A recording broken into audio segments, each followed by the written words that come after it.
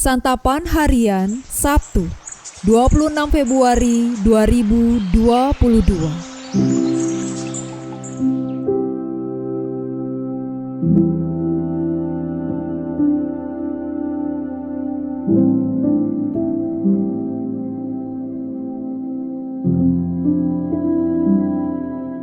Inilah program Santapan Harian, sebuah program yang mengajak Anda menelusuri isi Alkitab, agar Anda menemukan makna firman Tuhan sesuai dengan konteksnya.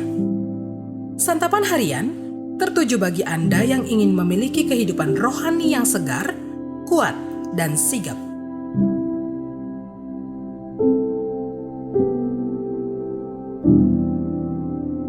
Hari ini kita akan membaca Yeremia pasalnya yang ke-21, ayatnya yang ke-11, hingga pasalnya yang ke-22, ayatnya yang ke-12.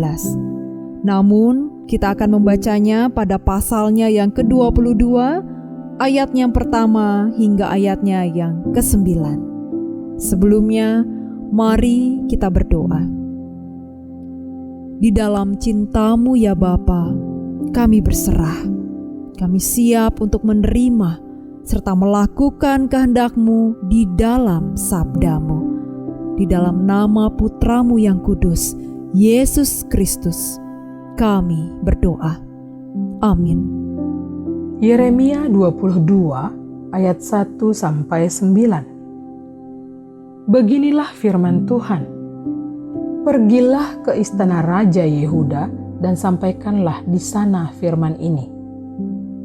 Katakanlah, dengarlah firman Tuhan, hai Raja Yehuda yang duduk di atas tahta Daud, engkau, pegawai-pegawaimu dan rakyatmu yang masuk melalui pintu-pintu gerbang ini. Beginilah firman Tuhan, lakukanlah keadilan dan kebenaran, lepaskanlah dari tangan pemerasnya orang yang dirampas haknya. Janganlah engkau menindas dan janganlah engkau memperlakukan orang asing, yatim, dan janda dengan keras. Dan janganlah engkau menumpahkan darah orang yang tak bersalah di tempat ini.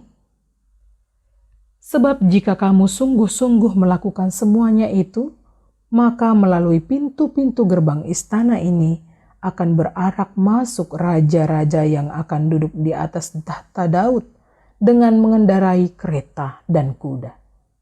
Mereka itu pegawai-pegawainya dan rakyatnya. Tetapi jika kamu tidak mendengarkan perkataan-perkataan ini, maka aku sudah bersumpah demi diriku. Demikianlah firman Tuhan, bahwa istana ini akan menjadi reruntuhan.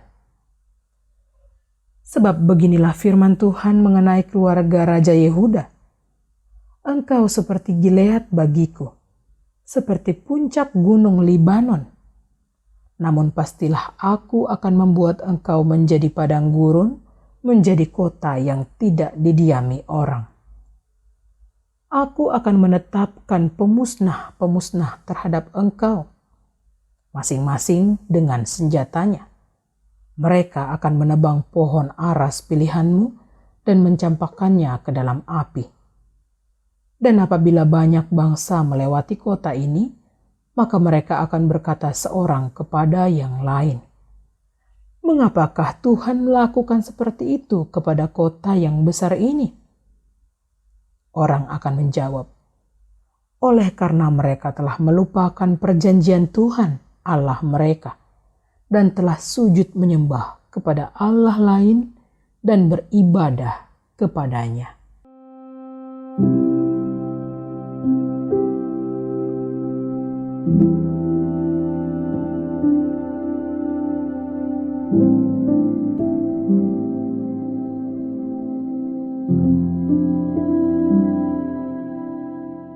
Sahabat Santapan Harian, memiliki kuasa yang besar berarti memiliki tanggung jawab dan tuntutan yang besar.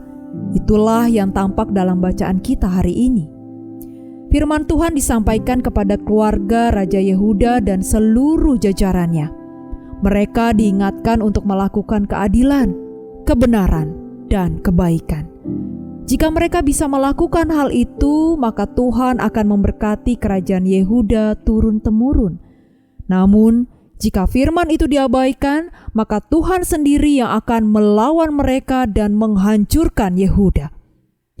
Nubuat yang disampaikan kepada Raja Salum mengenai masa depannya yang akan dibawa ke pembuangan dan mati di sana adalah penggenapan dari peringatan itu.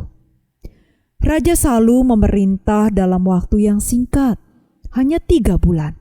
Ia ditawan di Mesir oleh Raja Mesir, Fir'aun Neko. Bahkan pada zamannya, Neko mendenda Yehuda sebesar 100 talenta perak dan 10 talenta emas. Kemudian Neko mengangkat Elyakim saudaranya untuk menggantikan dia sebagai Raja Yehuda.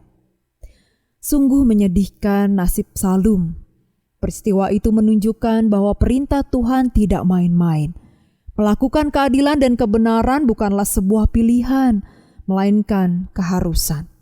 Kuasa besar harusnya dipakai untuk membawa kebaikan besar pula, bukan justru untuk kepentingan pribadi dan kebanggaan semata. Kekuasaan itu tidak abadi. Tanggung jawabnya dipertaruhkan kepada Tuhan. Lalai dan abai kepada Dia sama artinya melawannya, dan itu berarti siap untuk dipermalukan. Tuhan pasti memberi kuasa kepada kita, baik sebagai pemimpin di gereja, pemimpin di tempat kerja, pejabat di pemerintahan, maupun sebagai orang tua, suami, istri, ataupun kakak. Mau kecil ataupun besar, kita harus menjalankan kuasa itu dengan penuh tanggung jawab dan kesadaran untuk menegakkan keadilan dan kebenaran.